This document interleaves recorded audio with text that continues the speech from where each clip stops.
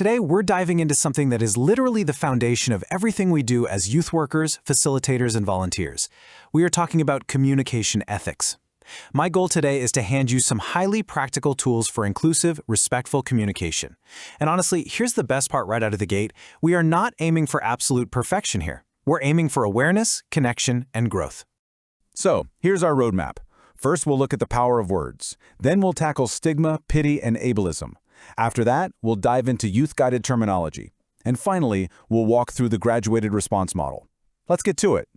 All right, part 1, the power of words. Creating a safe atmosphere.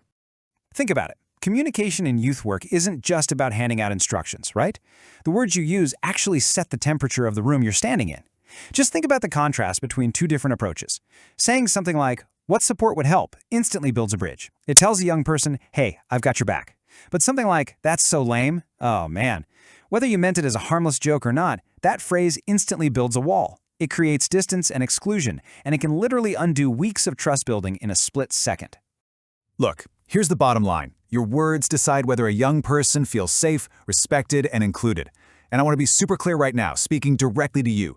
You don't have to walk on eggshells. You really don't. You're human, you're going to slip up and make mistakes, but you absolutely do need to grasp just how heavy your everyday words can be to a vulnerable kid. Seriously, one offhand comment can be the difference between a kid coming back next week or just walking away forever. Moving on to Section 2, Stigma, Pity, and Ableism. Defining the harm in language. Okay, so we really need to unpack why certain words cause harm, and a big part of that is ableism. Basically, ableism is discrimination that stems from this idea that non-disabled ways of doing things are somehow normal or superior. And the tricky thing for us, in youth spaces, it almost never looks like intentional cruelty. It usually sneaks in as unconscious bias. It's those low expectations or this constant subtle urge to fix a young person instead of just including them. We accidentally assume, oh, they can't do this, just because they don't do it the typical way. So, how do we fight that bias? Well, we use something called the social model of disability, and this is a total game changer. Under this model, we stop asking, "What's wrong with this kid?" and start asking, "What's wrong with our setup?" It completely flips the script. If a young person is struggling to join a game, it's not their disability that's the problem. It's the rigid rules, the loud room, the confusing instructions. Those are the barriers. And the good news is, we have the power to knock those barriers down. Let's see what this looks like in practice. First up, labeling. Imagine saying, "She is autistic, so she cannot join." Think about what that actually does. It shrinks an entire complex human being down to a single diagnosis. Plus, it just shuts the door on her completely. But check out the better way. She may need a quieter option. Let's ask what helps. See the difference? We aren't reducing her to a label anymore. We're actively looking for solutions and opening that door right back up. Then we've got stigma. Notice how changing your words literally changes your entire job description. If you say, "He's difficult," you're playing the judge. You're blaming the kid. But if you reframe that to, "He seems overwhelmed. Let's check what barrier is making this hard." Boom. You're no longer a judge, you're a problem solver. You're looking for what's wrong with the environment. Like maybe it's just way too loud in there, instead of pointing fingers at the youth. Pity is another huge trap. I hear things like, "Poor girl, she suffers from disability." Honestly, phrases like that just strip away all of a young person's power. It paints them as this helpless, tragic victim. We have to drop the tragic narrative. Try this instead. "She is a young person with support needs. Let's focus on access." It's a simple tweak, but it completely restores her autonomy and treats her like the capable person she is. And of course, casual ableist language. Words like stupid, crazy, or lame get tossed around youth centers all the time. But here's the reality. Those words use cognitive or physical differences as punchlines. They equate being different with being bad. We've got to redirect that. Instead of calling a broken game stupid, just say, "Well, that's unclear, let's find another way." Or instead of, "Are you blind?" ask, "Did you notice that?" It's all about keeping things clear, helpful, and respectful. All right, Section 3, Youth-Guided Terminology, the Principle of Respectful Asking. Now, you're probably thinking, okay, but how do I know the right words for every single kid? Well, the answer is right here. Nothing about us without us. This is a massive core principle of the disability rights movement, and it just means that young people have to be the ones steering the ship. They are the absolute experts on their own lives, so they get to guide the language we use about them. Because here is the honest truth. There is no magic one-size-fits-all rule. Some kids prefer identity-first language, like autistic person, because they're proud of it. It's a big part of who they are. Others want person-first language, like person with a disability, because they want you to see their personhood before anything else. And some, they want zero labels at all, and that is totally fine. It is 100% their call. Since there's no cheat code, your absolute best tool is just asking.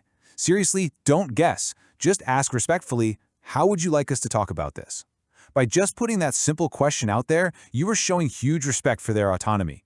Plus, it takes all that stressful guesswork completely off your plate as a youth worker. Okay, final section. Number 4, the graduated response model. Navigating a sudden ableist joke. Let's pull all this theory down into the real world. Imagine this scenario, which you could honestly face tomorrow. A participant is really struggling with the instructions for a new game. Suddenly, another kid laughs and yells, "Come on, are you stupid?"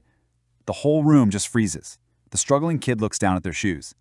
As a facilitator, your stomach probably drops. But listen, your job right now isn't to publicly roast the kid who made the joke. Your job is to protect dignity, stop the harm immediately, and somehow turn it into a learning moment. To pull that off, we use the graduated response model. Think of it as a 4-step ladder. It's built to safely de-escalate the tension without shaming anybody involved. The steps are pause and stop the harm, protect the targeted youth, educate and redirect, and finally, set consequences if you absolutely have to. Let's walk through it. Step 1 is pause. You step in right away, keep your voice totally calm, and say, "Let's pause. We don't use words that put someone down here." You are stopping that language dead in its tracks. And the key here? Stay steady. Do not ignore it, hoping everyone forgets, and whatever you do, do not nervously chuckle along just to break the awkward silence. Next is step 2, protect. You look at the whole group and set the norm. You say, everyone deserves time and respect when learning. Then, and this is absolutely crucial, you do a quiet private check-in with the targeted youth.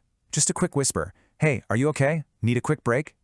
You are throwing them a lifeline without putting them under a giant spotlight and making it worse.